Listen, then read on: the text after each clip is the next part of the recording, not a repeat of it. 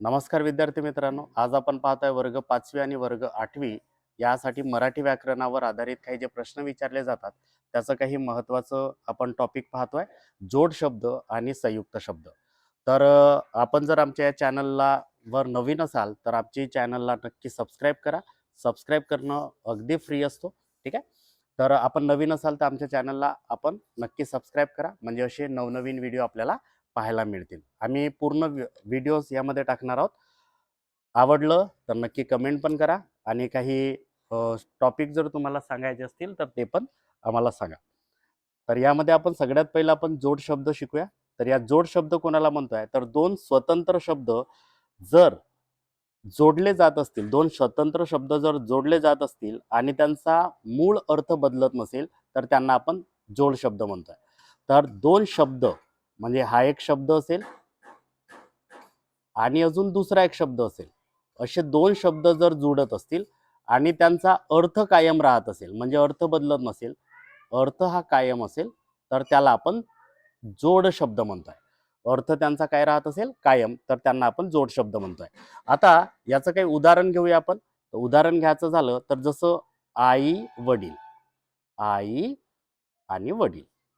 आता आई वडील जर आपण म्हटलं, सॉरी, आई वडील.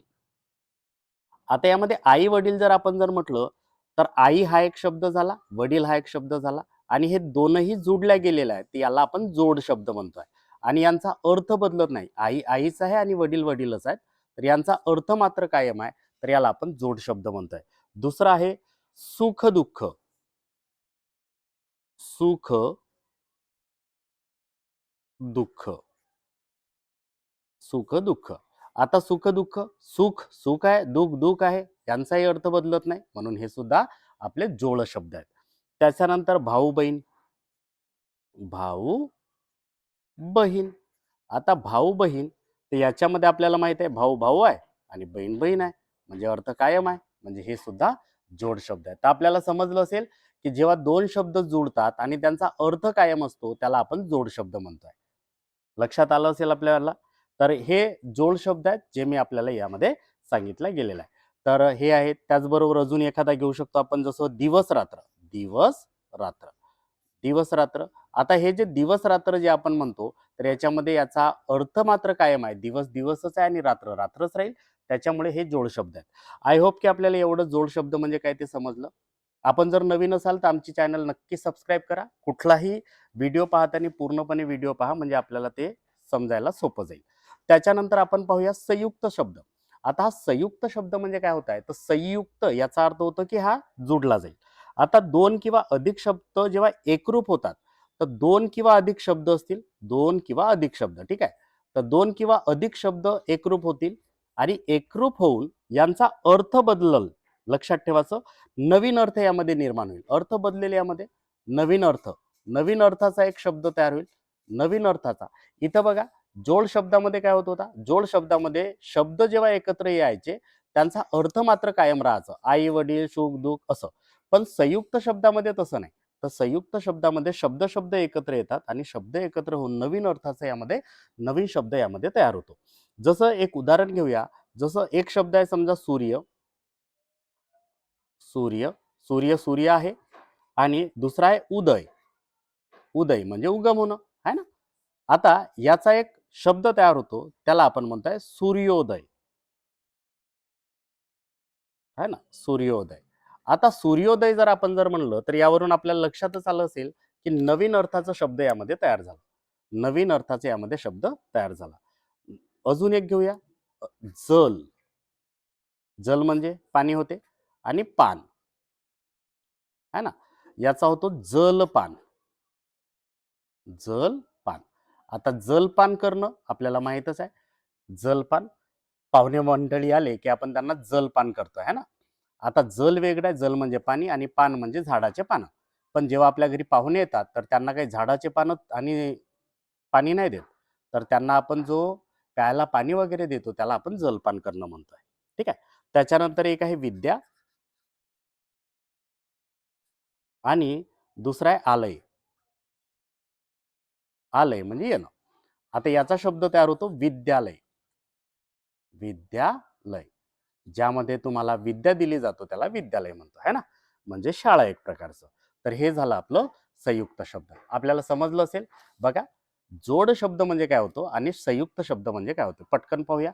जोड शब्द काय कोणाला म्हणतोय? दोन शब्द एकत्र येतात आणि अर्थ कायम राहतो. अर्थ कायम म्हणजे अर्थ बदलत नाही. आई वडील, सुख दुःख, भाऊ बहीण, दिवस रात्र, हे झाले जोड शब्द. पण संयुक्त शब्दामध्ये काय होतं, शब्द एकत्र येतात आणि नवीन अर्थाचा शब्द तयार होते.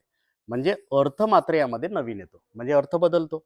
जसं सूर्य आणि उदय. सूर्य म्हणजे सूर्य, उदय म्हणजे उगम होणं, आणि सूर्योदय म्हणजे जो सूर्य उगवतो आहे त्याच्यासाठी जो शब्द वापरतोय त्याला सूर्योदय म्हणतोय. त्याच्यानंतर जल म्हणजे पाणी आणि पान म्हणजे झाडाचं पान. पण जलपान म्हणजे काय होतं, आपल्या घरी पाहुणे आले की त्यांना आपण प्याला वगैरे पाणी देतो, त्याला आपण जलपान करणं म्हणतोय. तर अशा प्रकारचं म्हणजे नवीन अर्थाचा शब्द त्यामध्ये दोन पासून तयार होतात. यांना संयुक्त शब्द म्हणतोय आणि यांना आपण जोड शब्द म्हणतोय. तर अशा प्रकारचं हे संयुक्त शब्द आणि जोड शब्द आपल्याला समजले असतील. आय होप की आपल्याला समजलं. आणि परत एकदा सांगतोय, नवीन असाल तर चॅनलला सबस्क्राईब करायला विसरू नका. चला, यांचे काही MCQ प्रश्न पाहूया. चला, तर आता पुढे आपण पाहूया काही प्रश्न, जे आपल्याला प्रश्न माहिती असायला पाहिजे. तर याच्यामध्ये बघा, पहिला प्रश्न घेतलाय आपण. आई वडील हा आता कोणता शब्द आहे? हा जोड शब्द आहे, जोड शब्द की संयुक्त शब्द? आपल्याला जोड शब्द आहे की संयुक्त शब्द आहे हे आपल्याला सांगायचं आहे, है ना. जोड शब्द आहे की संयुक्त शब्द आहे? तर आई आणि वडील. आता आई आणि वडील हे तर एकत्र झाले, पण यांचा काही नवीन अर्थाचा शब्द बनत आहे का? नाही. म्हणून हा कोणता शब्द आहे? हा जोड शब्द आहे. कोणता शब्द आहे? जोड शब्द. त्याच्यानंतर देवानंद. देव आणि आनंद या शब्दापासून बनलेला आहे, पण याचा अर्थ वेगळा निघत आहे, नवीन अर्थाचा शब्द बनलेला आहे, म्हणून याला म्हणायचं आपण संयुक्त शब्द. हा झाला संयुक्त. देव आणि आनंद. देव आणि आनंद. देव आणि आनंद यांच्यापासून तो देवानंद तयार झालेला आहे. नवीन अर्थाचा शब्द तयार झालाय म्हणून त्याला आपण संयुक्त शब्द म्हणतोय. भाजी भाकर. नवीन अर्थाचा शब्द काही बनत नाही म्हणून हा जोड शब्द आहे, है ना. जोड शब्द आहे. तीर्थ आणि क्षेत्र यांच्यापासून तीर्थक्षेत्र बनलाय, नवीन अर्थाचा शब्द आहे हा, म्हणून याला म्हणायचा संयुक्त शब्द.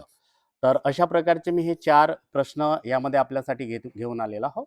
तर असेच आपल्याला स्कॉलरशिपसाठी आपण जसजसे समोर आम्हाला जोडून राहाल, आपल्याला नवनवीन खूप सारे प्रश्न आणि त्यांची आपण प्रॅक्टिस घेणार आहोत. तर त्याच्यासाठी परत एकदा आपण नवीन असाल तर आमची जी चॅनल आहे तर ते सबस्क्राईब करायला विसरू नका. सबस्क्राईब करा आणि सोबत आपल्या चॅनलवर जे व्हिडिओज आहेत तर त्यांना पहा.